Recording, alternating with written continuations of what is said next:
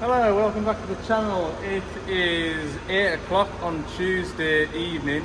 I have been at this loading shovel all day, and so has my colleague who's just left.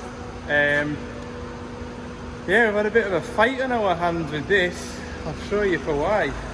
So you'll remember back sort of February, March time I was at this shovel. It had sheared the drive shaft off in the pump, so that's where the pilot pump sits, steering pump sits, and main pump sits. It had snapped that shaft, and so that evening I took the hydraulic pump off and everything of that, and kind of got it all stripped out and in pieces. Anyway, long story short, that shaft was nigh on impossible to get.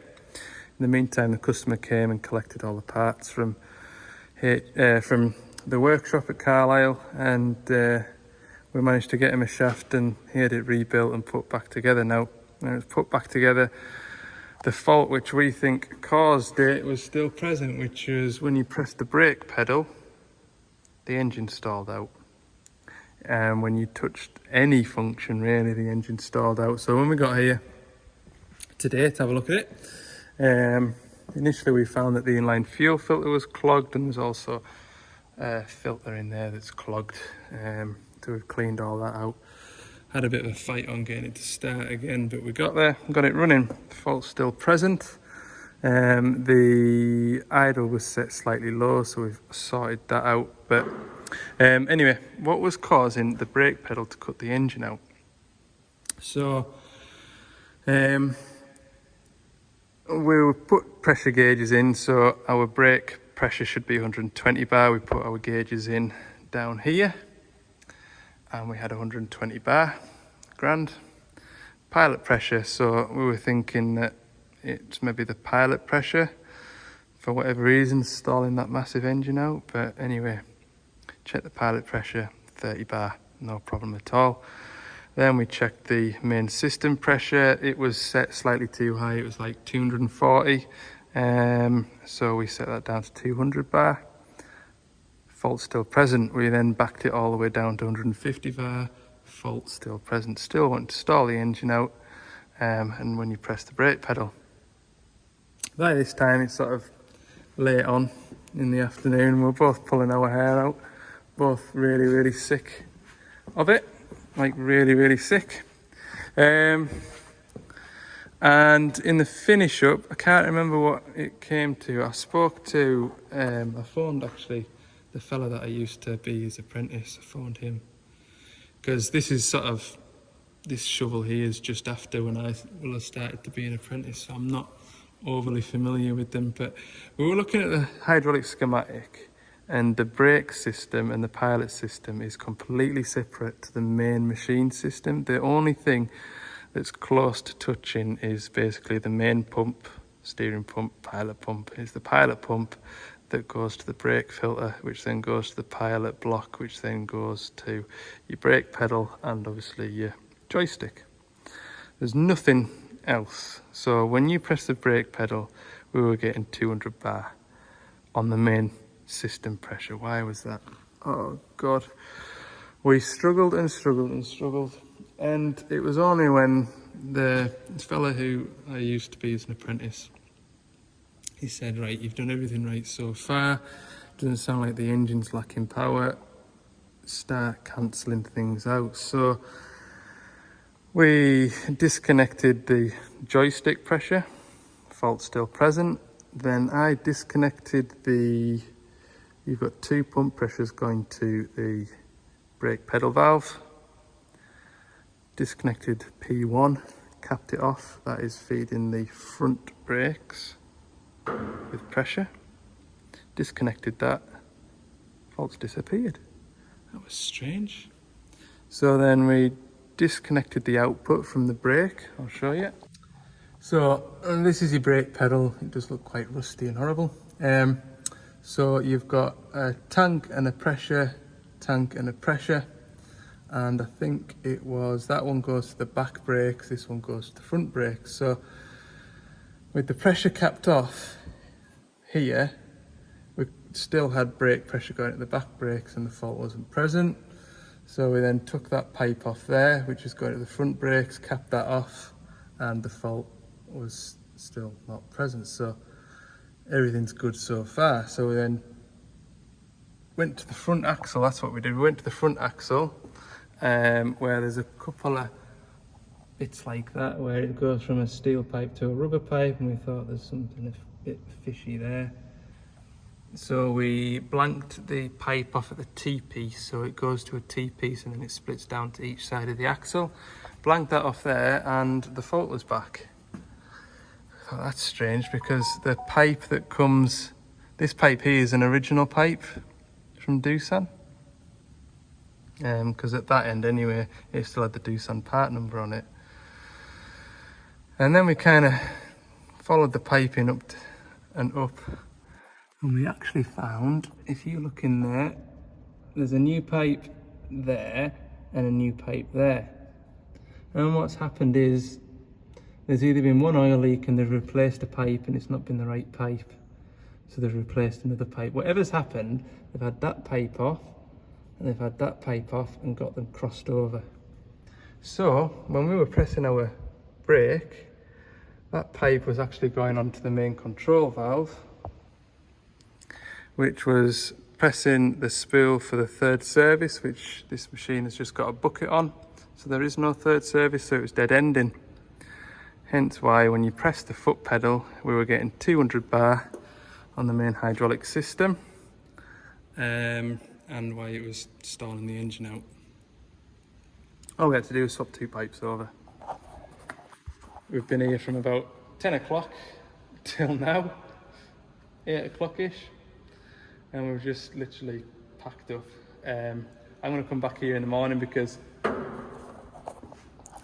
we don't leave a customer's workshop like this. I don't have any granules or anything absorbent or enough absorbent items to collect all this up. So we're going to be coming, I'm coming back in the morning and I'm going to have a right good tidy up, do a level check and just sort of tidy everything up that we've been in at.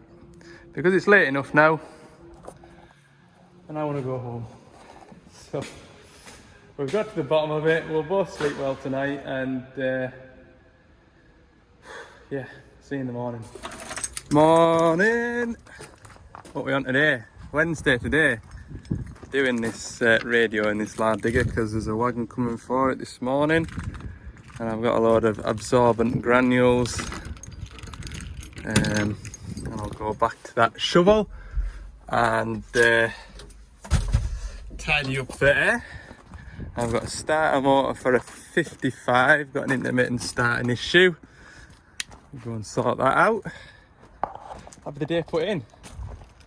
I'm a bit late to the party today. Just sorting some bits out to the customer on the phone. So I've been sorting that out, just bits, you know.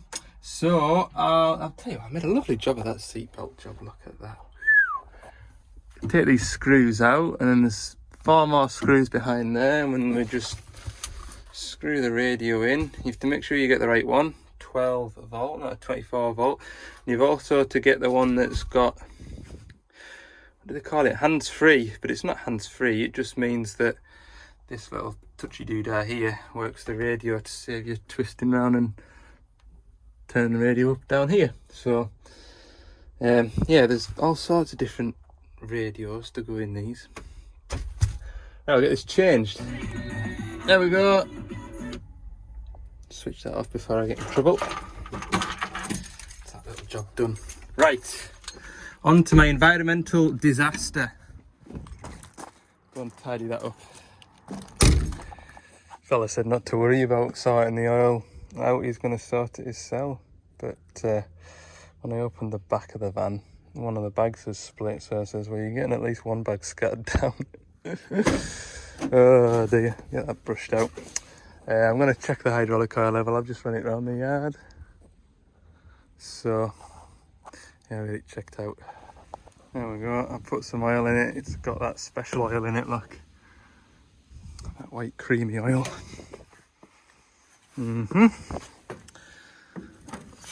I've already expressed my opinions, but there we go. What do I know? Right, put this lid back on and get out of here. Today's just turning into one of them. I'm back at the yard and I've washed the van. Went to go and do that starter motor job because it wasn't organised through me. The idea was my mate was going to come and give us a hand with that shovel yesterday. We were only going to be there a couple of hours, so to fill his day in, he was going to pop a starter motor onto a digger that was in Carlisle. Obviously that didn't happen, so I says I'll take the starter motor, I'll put it on tomorrow. I've not got a lot on. Anyway, I turned up on site and the machine wasn't available, so I've got that booked in for Friday. So yeah, I've got the van.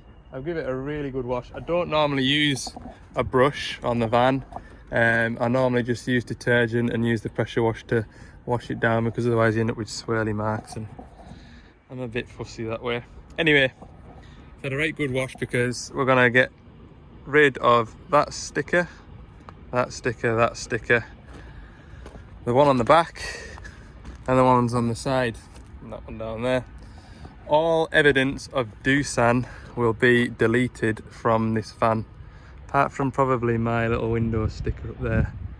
I have got some Devellon ones organised. So yeah, it sort of like marks the sort of end of Doosan in a way, although this has been happening for a long time.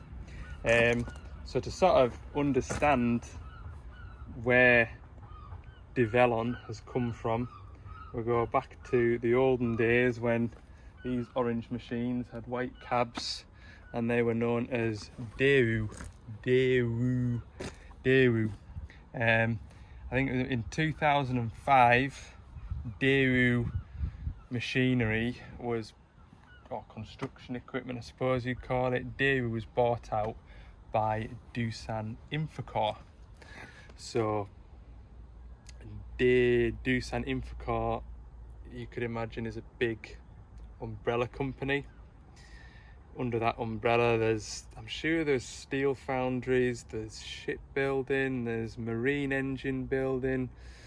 I know the construction side of Doosan was the smallest part of the business, I believe, or one of the smaller parts of the business. You know, they built engines for buses, obviously in Korea and things like that. Anyway, so Doosan basically takes on a digger manufacturer and starts producing orange diggers with, I remember it vaguely when I was an apprentice, it was daewoo, Doosan. Some of the machines, the early machines from that changeover, would have a daewoo and a Doosan sticker on them, and then eventually they all just started coming through as Doosans.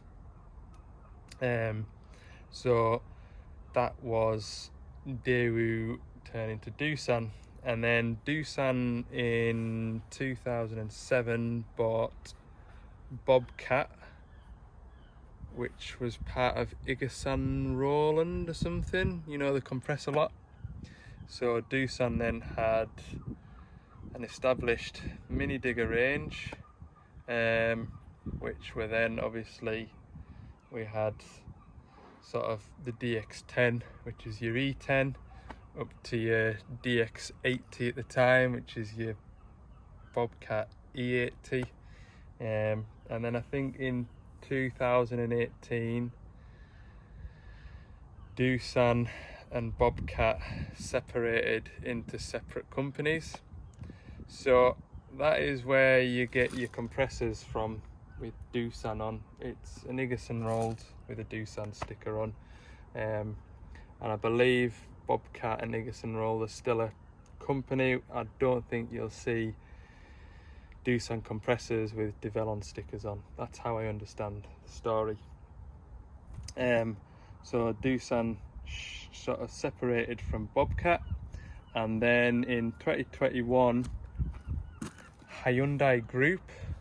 So again, Hyundai Group is a massive umbrella corporation, if you want to look at it like that. In that you've got the cars. So I didn't realise, but Hyundai actually own Kia.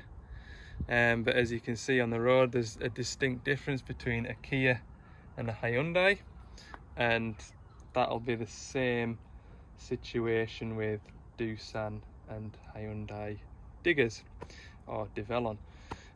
So yeah, Hyundai Group bought Doosan Infracore, and they bought a 30% or a 30 or 35% controlling stake in Doosan Infracore, and that allows for investment into new technologies such as electrification of diggers, hydrogen diggers and remote diggers, which in the last sort of 12 months or so we've seen a lot of evidence of. Not just Doosan or Develon, but most manufacturers now are developing those three products. I think Doosan already had the Concept X going back in 2009, which was the remote control digger. So yeah, the Hyundai Group have to run Hyundai Construction Equipment as a separate entity to Doosan Construction Equipment, so there is still competition, and I believe at the time of the acquisition Doosan were ranked 10th globally in construction sales, whereas Hyundai were ranked 22nd in construction sales. And from what I understand, it wouldn't make sense to start putting Hyundai stickers on these and painting them yellow and grey, because evidently that colour is more popular. So I think the idea is that it'll be a shared entity in the way that they invest into new products, where we might see Doosan go down more of an electrification route and Hyundai go down a more hydrogen powered route. I don't know. But yeah, this is all information that I have learnt by reading articles in the press, and there's nothing that I've heard from whispers within Gordon's. I mean, I can well imagine Gordon's will be the last to find out what the future for Doosan Develon is. So that brings us to the new name. To sort of mark a change, it was decided that Hyundai Group were going to drop the Doosan name and rebrand as Develon. The explanation behind the name Develon is a combination of two words: development and onwards. So going by that, you pronounce it Develon. Like I say, I'm not used to it yet. I don't know. I probably will get used to it. I would imagine someone that's worked with daewoo diggers for 20 years found it difficult to change to Doosan, but that's something that we'll just have to get used to. So yeah, I'll be honest with you, since the introduction of Develon, I have seen a difference in the technologies used in the newer machines, and also future technologies as well. A lot of these machines now are coming sort of ready for the future, and hopefully that sort of that continues. So it's definitely not like the end of orange and grey machines. It's just probably the start of a new generation of orange and grey machines to make them perhaps more competitive with what you would see as maybe the top three construction manufacturers globally. So yeah, there's certainly no risk of sort of Doosan or Develon just dropping off the face of the earth because they've changed the name. I think it's just marking the start of a sort of different direction. That's how I look at it anyway. I might be completely wrong. 6 months time I might be saying the these Devellon diggers aren't selling very well. So yeah, right. Yeah, I don't know what I'm gonna do now. What time is it? It'll be about 3 o'clock-ish maybe. Yeah, we'll go and see what to do. But it doesn't half look good when it's clean. Just as I've come out there, there's a very commonly asked question. Do you pay for your own tools? Yes, every single tool, apart from diagnostic software, test gauges, special tools, but they're not really mine. You know, what can I describe as a special tool? Like crankshaft seal tool, out like that, is Gordon's. Every other tool in this van, compressor, oil pump, grease gun, spanners, sockets, everything is mine. And that's just how it is in the UK. I don't know if it's different in other countries. I know if you work for like the AA, you get a fully loaded van. So when you leave all the tools in the van because they belong to the AA or RAC or whatever. But in the UK, everything here is mine. So yeah, I don't know what would happen if you were to come into a job with no tools. You'd have to spend a lot of money pretty quickly to be able to do your job, I suppose. I don't know it to be any different anywhere else either. All the bits I've worked for, all the bits I've ever known anybody else work at, everybody's had their own tools. So yeah, everything's mine, so don't pinch it or lose it. Right, bit of a sort of bits and pieces, nothing day really, I suppose. So we'll round the video up at that for today, but hopefully I've answered a couple of questions thoroughly, because those questions are frequently asked, and especially the Devellon one. That is, every other person on building sites has been asking about Devellons, so that's the questions answered anyway. Right, hopefully I'll have something to show you in the next few days. I've got a day's worth, an afternoon of servicing tomorrow after I've got my stickers done, and Friday, what was I going to do on Friday? That starter motor at least I'll have to do, so yeah. Right, thanks for watching, see you in the next one.